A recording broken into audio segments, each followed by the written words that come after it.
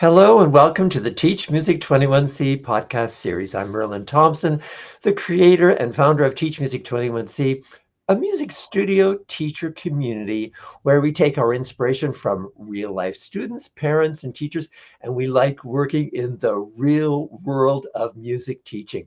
And I'll take a moment to make sure you know about all the resources available on our website at teachmusic21c.com. When you've got time, please be sure to check them out. And today I'd like to welcome once more Lorrie Merrell from our executive team at Teach Music 21C. Welcome back, Lorrie. Hi, thank you. Thanks for having me. It's great to see you again. And we've got a topic of transfer students for today. The whole notion, all teachers start students from the very beginning. That's something that we all do. And then there comes those occasions when we get students, whether they've moved to a new city or they've changed location or the teacher has taken them as far as they can and they're looking for something new. There's all kinds of reasons why we get transfer students. And maybe I'd like to, if we can just explore what does it mean to work with transfer students?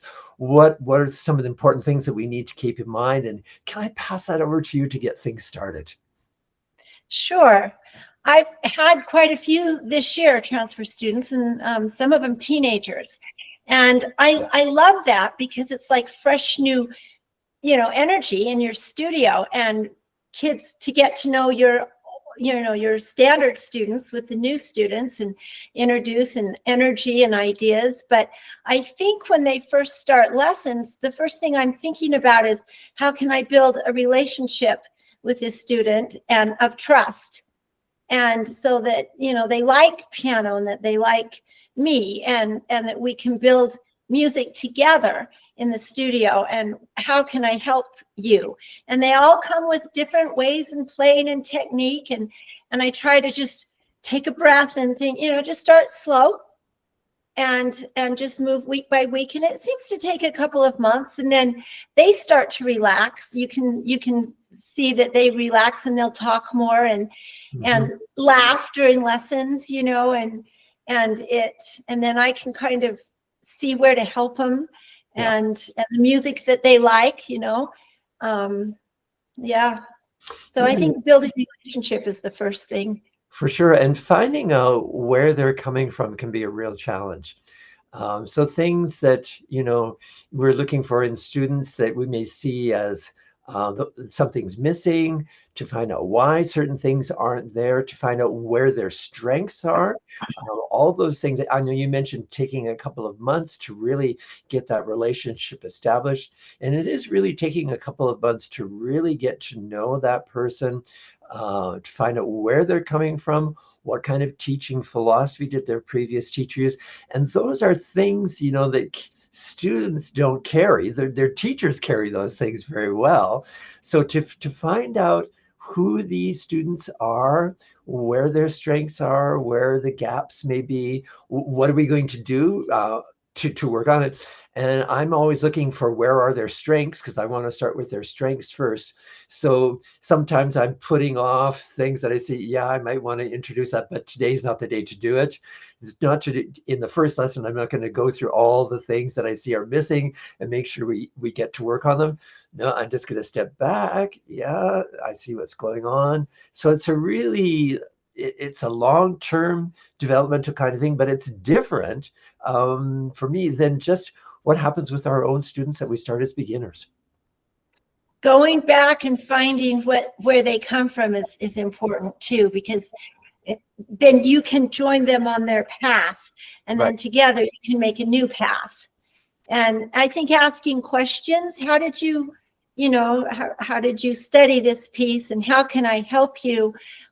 Where is a spot that you'd like to work on? Just a whole different usually they're surprised when they come, because it's different here than I think than where they have been. But most of it's positive. I had one student walk in, a young teenage boy with his mom, and he looked like, boy, he didn't want to be here. His mom was just dragging him. He looked grumpy, and I thought, oh boy, I've got to win this guy over. So his first lesson, I asked, why are you here? And he says, well, my mom says I'm good at piano and I have to take it. Yeah. And the first thing I did was I said, I'm sorry, you've been giving this gift of piano, and then your mom is making you come here. But I promise you, I'll take you through this as fast as you can go, and you can be out of here and on your way with your life. And just that I said that to him, his whole attitude changed. Right. And he actually started enjoying, and we had a lot of fun together, and I really enjoyed him. Yeah. So just meeting them where they are, and like you say, finding out, Yes. And then letting them know that you're on their side.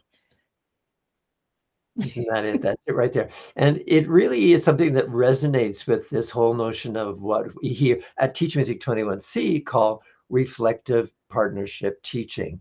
The idea that we're going to be gathering information from students, we're going to be using their background, their information. We're going to be combining that with our own expertise and knowledge in order to figure out what happens next. And for some students, like I'm just thinking of that student you were just talking about, who maybe hasn't experienced teachers gathering information. You're talking about his mom has said, you need to do piano. That's all there is to it. We're not going to talk about it. So finding out where he's coming from hasn't been something that's been part of his own journey.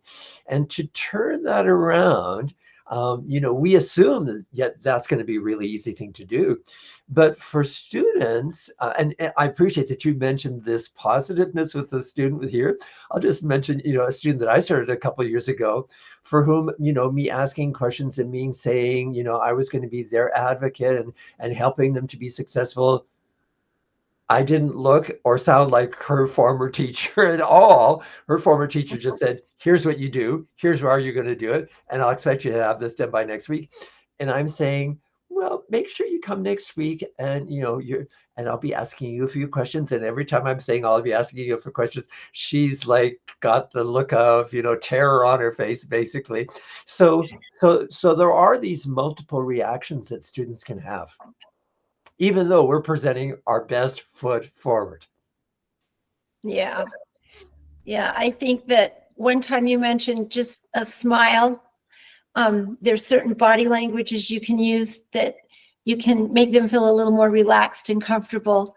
And the reflective asking questions that they feel comfortable answering, and just being smile and friendly and warm, and building a safe environment in the studio for them, so they know that I will meet them where they are.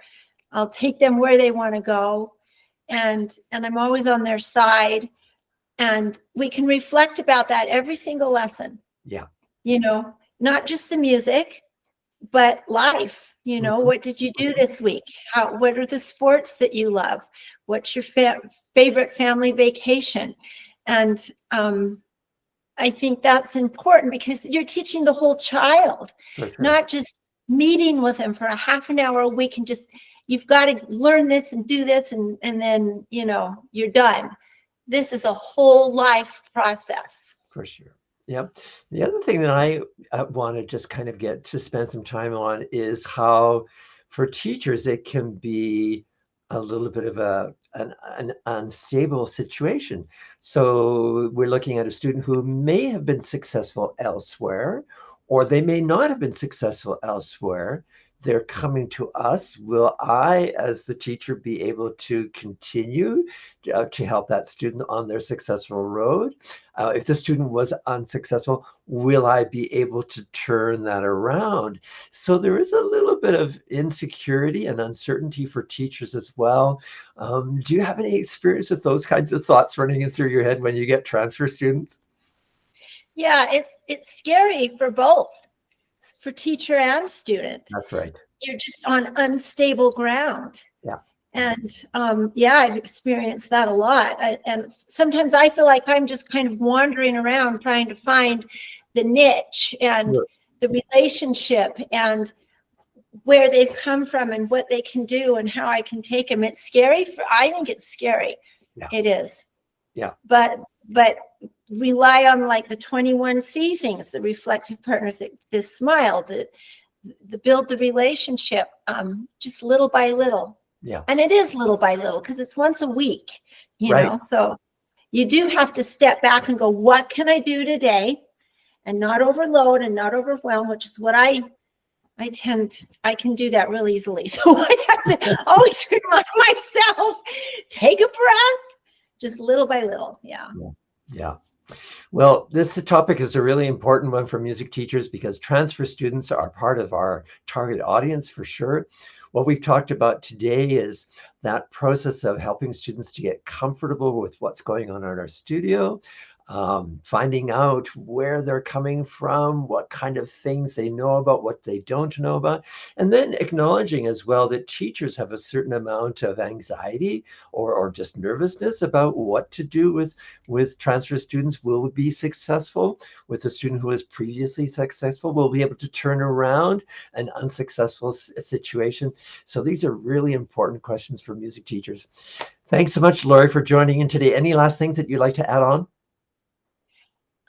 No, I think that was a great conversation, and it reminded me of, the important things that we're doing and how we can approach them and how we can be successful in them for our students and bring them along. Yeah. So thank you. Yeah, we have a big job, a totally doable job, though, I will say. It's something that we can do. We do have the equipment, we do have the skills and knowledge to do it. So it's exciting to see where we're taking students on this and where we are going on that journey as well. So it's not just students who are on this journey, teachers are also on a journey of their own personal and professional development as well. So I'm Merlin Thompson. I've been here with Lorrie Merrell this morning. This is the Teach Music 21C podcast series. We've been talking about transfer students. Thanks everyone for joining in. Thanks, Lorrie, for being here today. Thank you so much for having me. And we'll hope to see you all next time. Bye for now.